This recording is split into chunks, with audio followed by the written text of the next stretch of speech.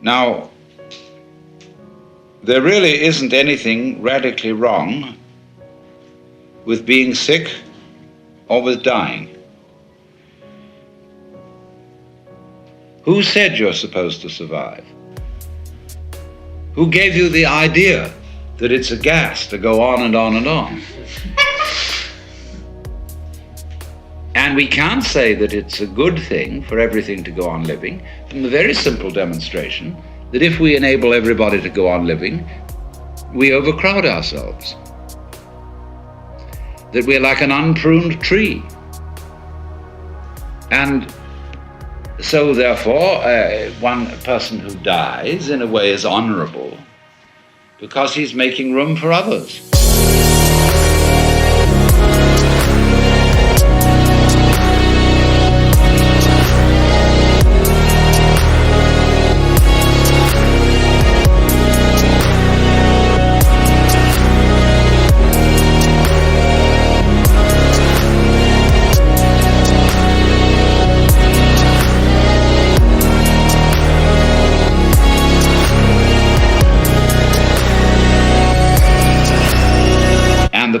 That all life everywhere must be saved, although each one of us individually will naturally appreciate it when anybody saves our life. If we apply that case, you see, all around, we can see that it's not workable. We can also look further into it and see that if our death could be indefinitely postponed, we would not actually go on postponing it indefinitely. Because after a certain point, we would realize that that isn't the way in which we wanted to survive. Why else would we have children? Because children arrange for us to survive in another way. By, as it were, passing on a torch, so that you don't have to carry it all the time. There comes a point where you can give it up and say, now you work.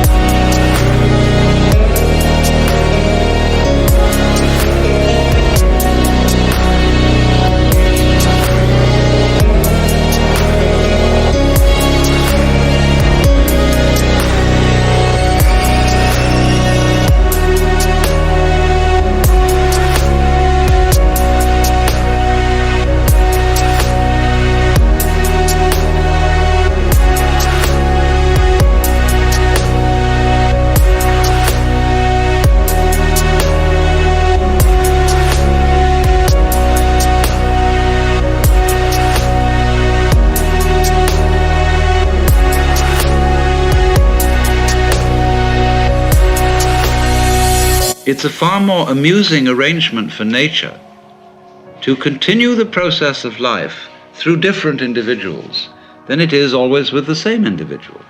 Because as each new individual approaches life, life is renewed.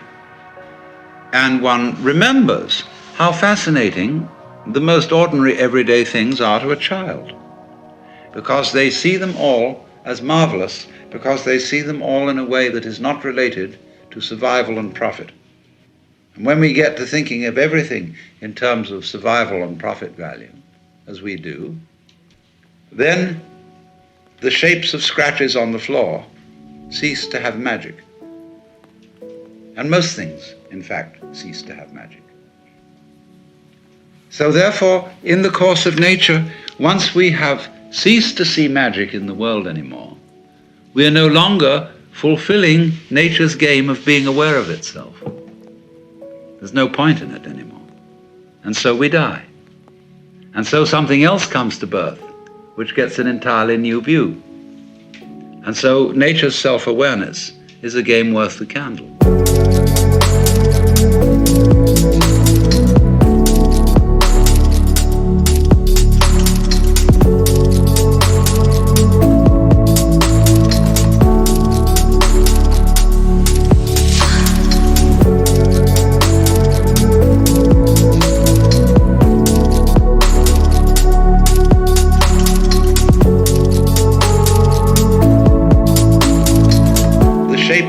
scratches on the floor cease to have magic.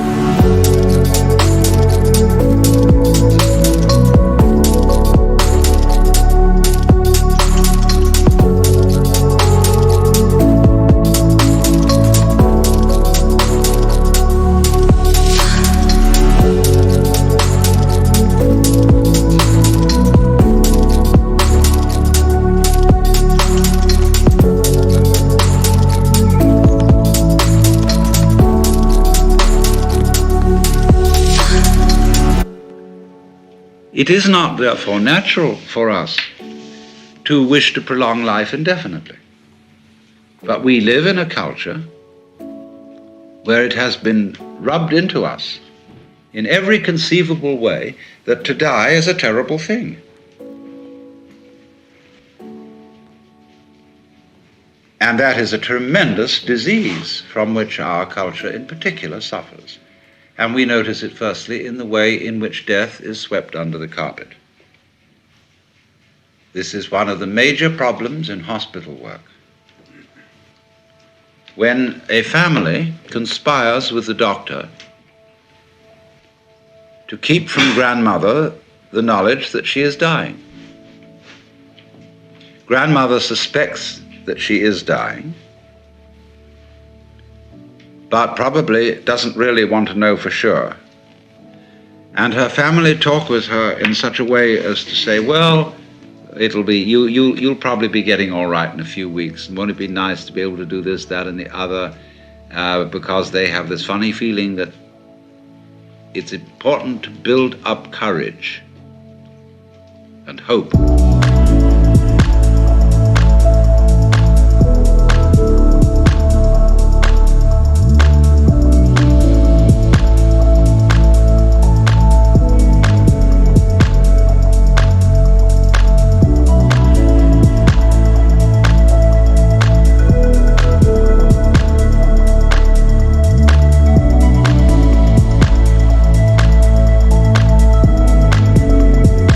We've experienced this thing before.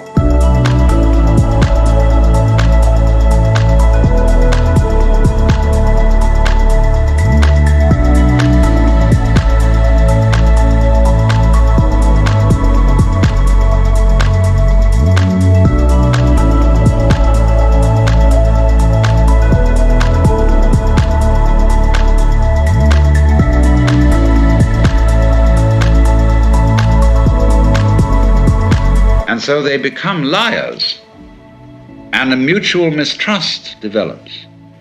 Because once you are playing the game on that level, you tend to play the mistrust on other levels.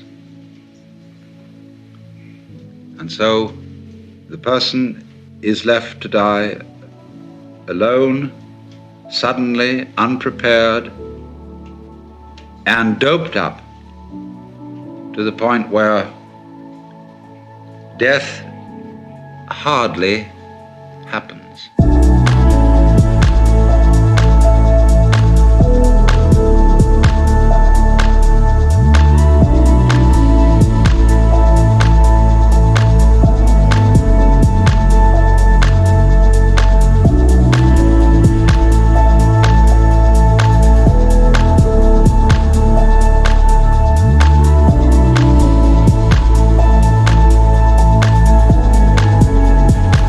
There sits the ordinary old man.